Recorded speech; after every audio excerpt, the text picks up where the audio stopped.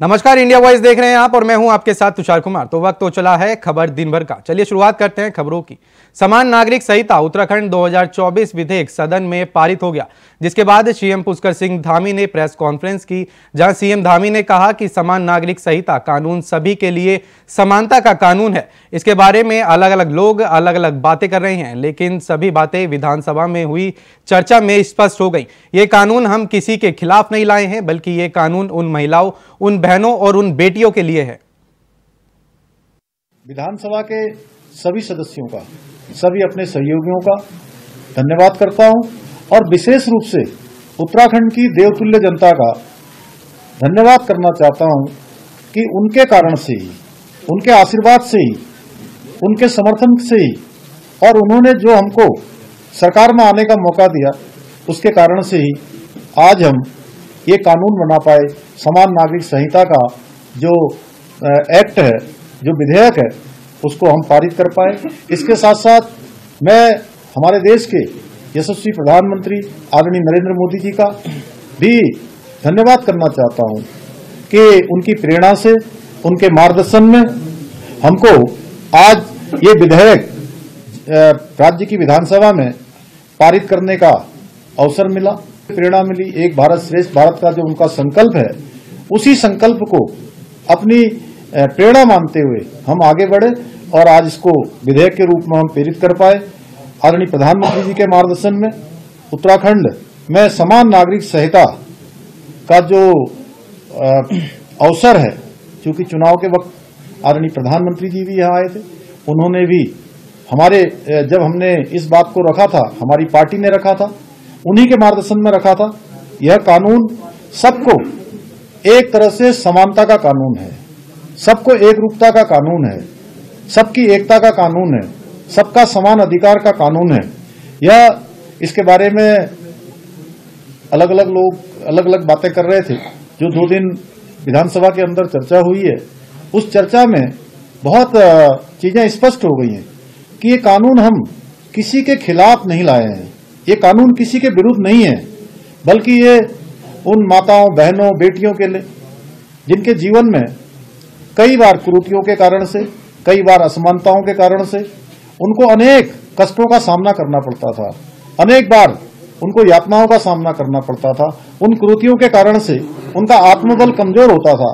उनके आत्मबल को मजबूत करने का काम, उनको उत्थान की ओर ले जाने का काम, उनकी सर्वांगीण उन्नति के लिए ये कानून हमने बनाया है। ये सब बच्चों के भी हित में है, मातृशक्ति के भी हित में। इस कानून में जहां विवाह, तलाक, गुजारा भत्ता, उत्तराधिकार, लिव इन रिलेशनशिप जैसे जो अनेक महत्वपूर्ण विषय हैं, उन सभी विषयों को इस कानून में शामिल किया गया है। इस कालखंड में लगभग 12 फरवरी 2022 से हमने जब इसका संकल्प लिया था, उत्तराखंड की देवतुल्य जनता के सामने रखा था, उसके बाद हमने कमेटी का गठन किया था, ड्राफ्ट बनाने वाली कमेटी। उन कमेटी के सदस्यों का भी मैं उनका भी दिल से उनका धन्यवाद करना चाहता हूं।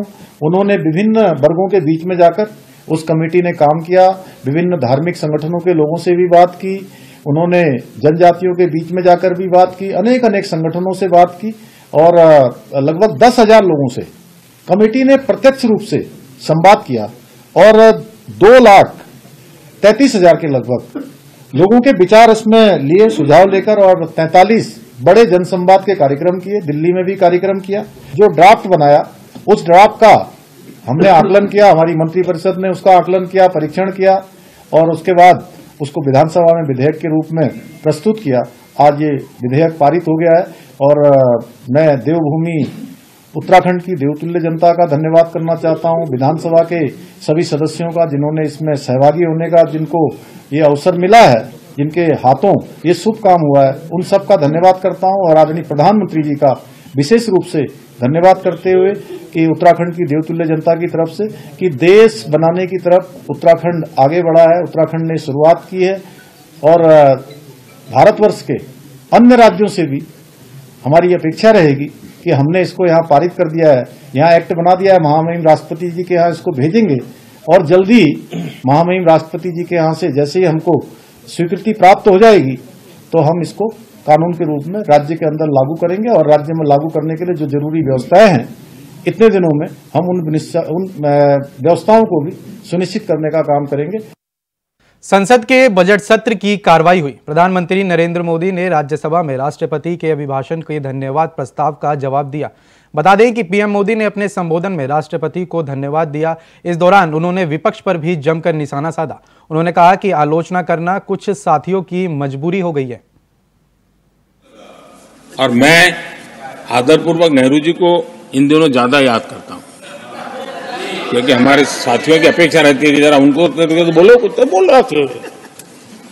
अब देखिए, एक बार नेहरू जी ने एक चिट्ठी लिखी थी और ये चिट्ठी मुख्यमंत्रियों को लिखी थी। मैं उसका अनुवाद पढ़ रहा हूं। उन्होंने लिखा था, ये देश के प्रधानमंत्री पंडित नेहरू जी द्वारा उस समय के देश के मुख्यमंत्रियों को लिखी गई चिट्ठी है, ऑन रिकॉर्ड है। मैं किसी भी आरक्षण को पसंद नहीं करता और खासकर नौकरी में आरक्षण तो कतई नहीं। मैं ऐसे किसी भी कदम के खिलाफ हूं जो अकुशलता को बढ़ावा दे, जो दोयम दर्जे की तरफ ले जाए। ये पंडित नेहरू ने मुख्यमंत्रियों को लिखी हुई चिट्ठी है। और तब जाकर के मैं कहता हूं, ये जन्मजात इसके विरोधी है। नेहरू जी कहते थे अगर एससी, एसटी, ओबीसी को नौकरियों में आरक्षण मिला तो सरकारी काम का स्तर गिर जाएगा। और आज जो आंकड़े गिनाते हैं ना कि इतने यहां है, इतने यहां है, उसका मूल यहां है, क्योंकि उस समय उन्होंने रोक दिया था, रिक्रूटमेंट ही मत करो।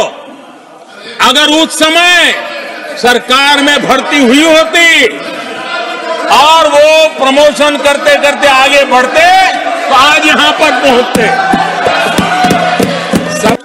आदरणीय सभापति जी, मैं एक और उदाहरण देना चाहता हूं। कांग्रेस ने नैरेटिव फैलाया और इस नैरेटिव का परिणाम क्या हुआ कि भारत की संस्कृति और संस्कारों मानने वाले लोगों को बड़े हीन भाव से देखा जाने लगा, ढकियानों से मानने लगा गया। और इस प्रकार से एक हमारे अतीत के प्रति अन्याय करने की नौबत आई। अपनी मान्यताओं को गाली देते हैं, अपनी अच्छी परंपराओं को गाली देते हैं, तो आप प्रोग्रेसिव हैं। इस प्रकार के नैरेटिव गढ़े जाने लगे देश में, और उसका नेतृत्व कहां होता था ये दुनिया भली बातें जानती है। दूसरे देश से आयात करना, उसको गर्व का, और भारत की कोई चीज है तो दूसरे दर्जे की है, ये स्टेटस बना दिया गया था। ये स्टेटस सिंबल बाहर से आया, मेड इन फॉरेन स्टेटस बना दिया था। ये लोग आज भी वोकल फॉर लोकल बोलने से बच रहे हैं। मेरे देश के गरीबों के कल्याण का काम हो रहा है। आज आत्मनिर्भर भारत की बात उनके मुंह से नहीं निकलती है। आज मेक इन इंडिया कोई बोलता है तो उनके पेट में चूहे दौड़ने लग जाते हैं। आदरणीय सभापति जी, देश ये सब देख चुका है और अब समझ भी चुका है, और उसी का परिणाम आप भुगत भी रहे हैं। आदरणीय सभापति जी, राष्ट्रपति जी ने अपने अभिभाषण में विस्तार से चार सबसे बड़ी जातियों के विषय में हम सबको संबोधित किया था। युवा, नारी, गरीब और हमारे अन्नदाता। हम जानते हैं इनकी समस्याएं ज्यादातर एक समान है, उनके सपने भी एक समान है, और उसके समाधान अगर करने हैं तो थोड़ा 19-20 का फर्क पड़ेगा, लेकिन इन चारों वर्गों के समाधान के रास्ते भी एक ही हैं। और इसलिए उन्होंने बहुत ही उपयुक्त रूप से राष्ट्र का मार्गदर्शन किया है कि इन 4 स्तंभों को मजबूत करिए, देश विकसित भारत की तरफ तेज गति से आगे बढ़ेगा। समय हो चला एक छोटे से ब्रेक का, फौरन लौट रहे हैं, कहीं जाइएगा नहीं। ब्रेक के बाद स्वागत है आपका। चलिए खबरों का सिलसिला आगे बढ़ाते हैं। उत्तर प्रदेश विधानसभा के बजट सत्र के दौरान उत्तर प्रदेश के मुख्यमंत्री योगी आदित्यनाथ ने विपक्ष पर जमकर हमला बोला। इस दौरान सीएम योगी ने सपा सुप्रीमो अखिलेश यादव पर चाचा शिवपाल का नाम लेकर भी तंज कसा। सीएम योगी ने कहा कि हमारे डिप्टी सीएम ने कहा था कि उनके पीडीए का मतलब परिवार डेवलपमेंट अथॉरिटी है। हरि को बांधने चला, जो था साध्य साधने चला। यही तो हुआ था, यही तो हुआ था अयोध्या के साथ, और यही हुआ काशी के साथ, और यही हुआ था मथुरा के साथ भी। हमने यही तो कहा, उस समय 5 गांव मांगे थे। भाई भगवान कृष्ण ने तो पहले कहा, जब वो समझौता कराने के लिए गए थे, महाभारत का युद्ध टालने के लिए गए थे, कि भी देना हो तो आधा दो, लेकिन इसमें भी यदि बाधा है तो दे दो केवल 5 ग्राम। लेकिन वो 5 गांव, लेकिन यहां तो इस समाज सैकड़ों वर्षों से यहां की आस्था केवल 3 के लिए बात कर रही है, 3 के लिए।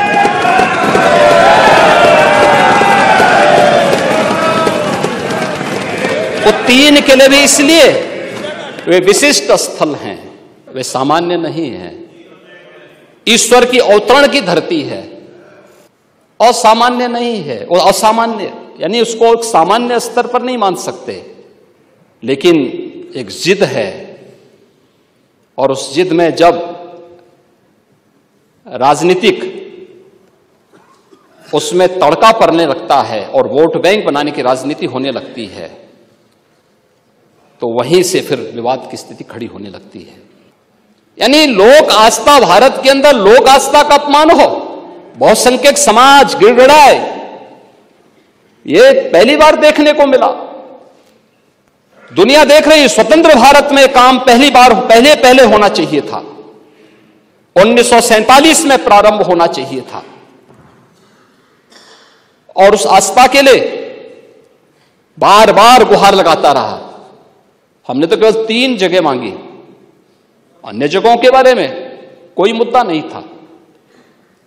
अयोध्या के लिए, और देखिए अयोध्या का उत्सव लोगों ने देखा तो नंदी बाबा ने भी कहा, भाई हम काहे इंतजार करें।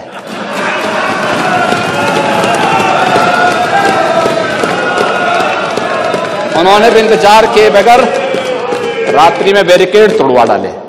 और बिहार में सरकार बदलने के बाद मुख्यमंत्री नीतीश कुमार ने बुधवार को प्रधानमंत्री नरेंद्र मोदी, गृह मंत्री अमित शाह और बीजेपी के राष्ट्रीय अध्यक्ष जेपी नड्डा के साथ मुलाकात की।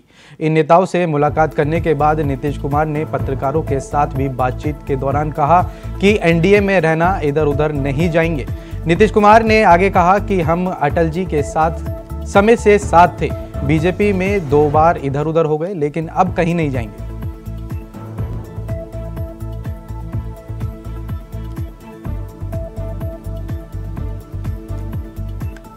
1995 से जो साथ में थे, अब बीच में 2 बार इधर उधर जरूर हो गए थे, लेकिन अब कभी नहीं, फिर वहीं रहेंगे, अब इधर उधर नहीं। अब बीजेपी जेडीयू के बीच में सब कुछ सही है सर, दोनों पार्टियों के बीच में जो थोड़ी बहुत नोक हुई थी, सब कुछ सही हो गई। 2019 का ही फॉर्मूला रहेगा सर, 2019। चलिए सब बाद में बताएंगे, सीट की बात बीजेपी में सब कुछ ठीक है ना, सीट वगैरह की बात के बारे में चर्चा करने का कोई तुक नहीं है, वो तो सब होगी ही, और सब बात सबको उन लोगों को शुरू से मालूम है, बाकी सब चीज का कोई खास बात नहीं।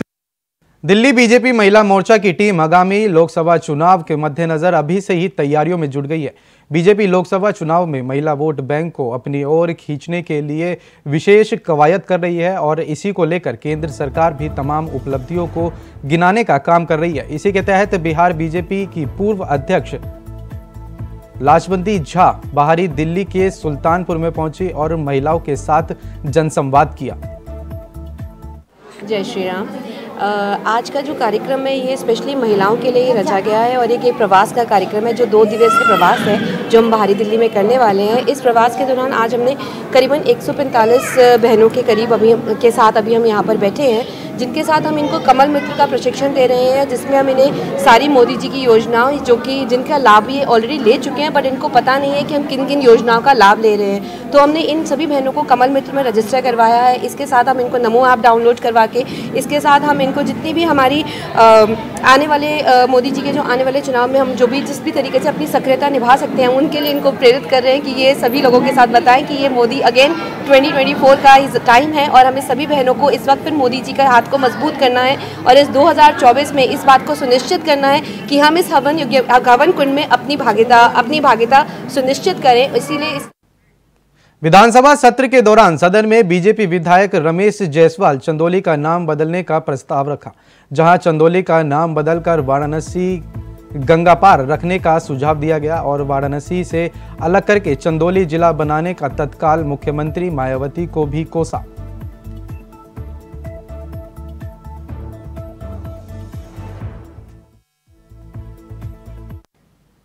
इंदिरा गांधी इंटरनेशनल एयरपोर्ट थाना पर पुलिस टीम ने 3 वांटेड एजेंट को गिरफ्तार किया है। इनमें से एक हरियाणा बेस्ड है, जबकि 2 दिल्ली के रहने वाले बताए जा रहे हैं। पुलिस को इन लोगों की तलाश इंटरनेशनल फर्जी वीजा मामले में हुई।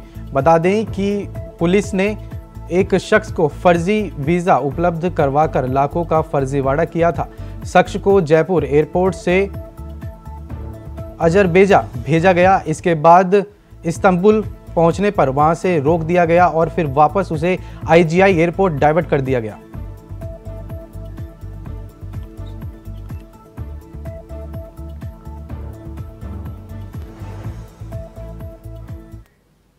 ज्ञानवापी मस्जिद पर बुधवार को मुस्लिम पक्ष को अंतिम राहत नहीं मिली। बता दें कि ज्ञानवापी परिसर के व्यास जी तहखाने में पूजा अर्चना शुरू किए जाने के आदेश के खिलाफ दाखिल मुस्लिम पक्ष की याचिका पर इलाहाबाद हाई कोर्ट में बुधवार को सुनवाई हुई। हाई कोर्ट में व्यास जी के तहखाने में पूजा अर्चना के फैसले पर फिलहाल कोई भी रोक नहीं लगी है। हाई कोर्ट से रोक नहीं लगने से व्यास जी के तहखाने में पूजा अर्चना जारी रहेगी। जस्टिस रोहित रंजन अग्रवाल की सिंगल बेंच ने मामले में सुनवाई की।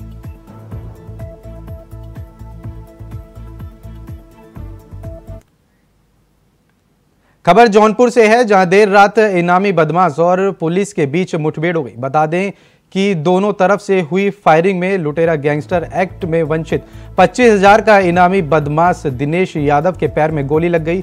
घायल बदमाश को उपचार के लिए अस्पताल में भर्ती कराया। इस दौरान पुलिस ने बदमाश के पास से एक तमंचा, 2 जिंदा कारतूस, एक मोबाइल फोन और एक बुलेट मोटरसाइकिल को बरामद किया। साथ ही पुलिस ने बदमाश के खिलाफ मामला दर्ज कर आगे की कार्रवाई शुरू कर दी है।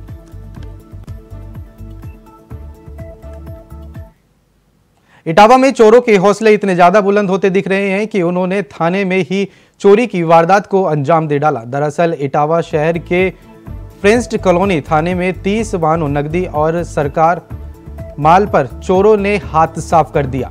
वहीं चोरी हुए वाहनों से 2 दर्जन महिला और आधा दर्जन 4 पहिया वाहन शामिल हैं।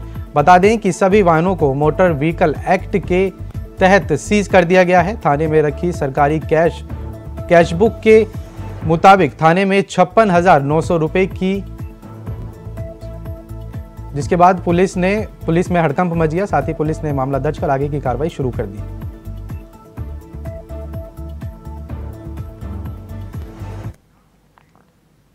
संभल जिले के केलादेवी थाना इलाके के गांव में खेत में चारा लेने गए किसान पर जंगली सुअर ने हमला बोल दिया। जंगली सुअर के हमले में किसान बुरी तरह से जख्मी हो गया।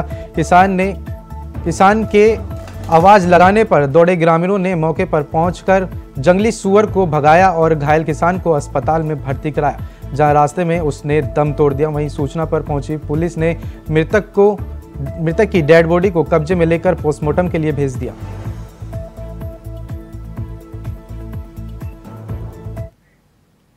फतेहपुर के हुसैनगंज थाना इलाके में बोला मोड़ के पास एक अनियंत्रित पिकअप ने सड़क किनारे खड़े 5 नाबालिग बच्चों को कुचल डाला। हादसे में एक बच्चे की मौके पर ही दर्दनाक मौत हो गई। वहीं 4 की हालत नाजुक बताई जा रही है, जिनको जिला अस्पताल में भर्ती कराया गया, जहां उनका इलाज जारी है। फिलहाल पुलिस ने रिपोर्ट दर्ज कर उसमें कार्रवाई शुरू कर दी है।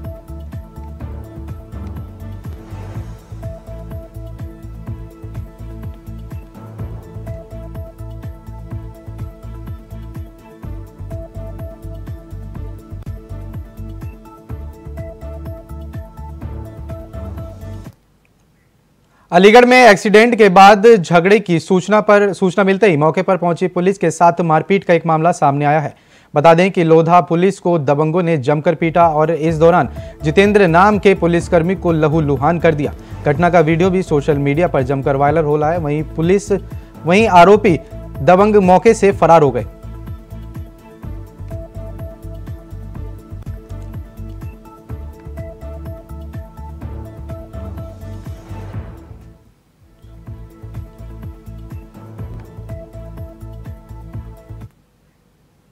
इटावा के बेकरवा थाना क्षेत्र के अंतर्गत निवाड़ी कला के पास अलछदा मार्ग पर पुलिस से कार अनियंत्रित होकर 10 फीट गहरे पानी के गड्ढे में पलट गई, जिसमें पिता और बेटा सवार था। बताया जा रहा है कि दोनों किसी शादी समारोह में शामिल होने के लिए जा रहे थे, तभी ये हादसा हो गया।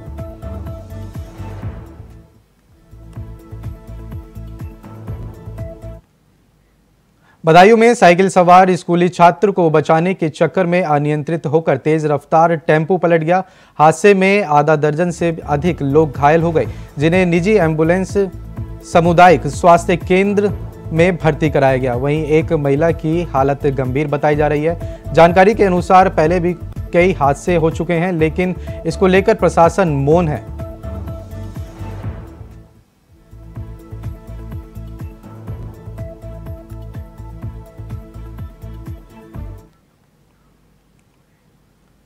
जालौन में दुकान के बाहर खड़ी स्विफ्ट कार में भीषण आग लग गई, जिसमें धू कर गाड़ी जलकर खाक हो गई।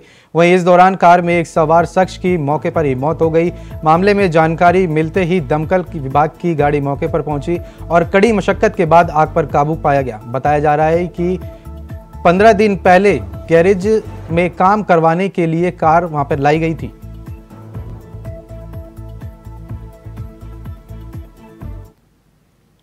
फिलहाल के लिए इस बुलेटिन में इतना ही। देश और दुनिया की तमाम बड़ी खबरों को जानने के लिए बने रहें इंडिया वॉइस के साथ। नमस्कार।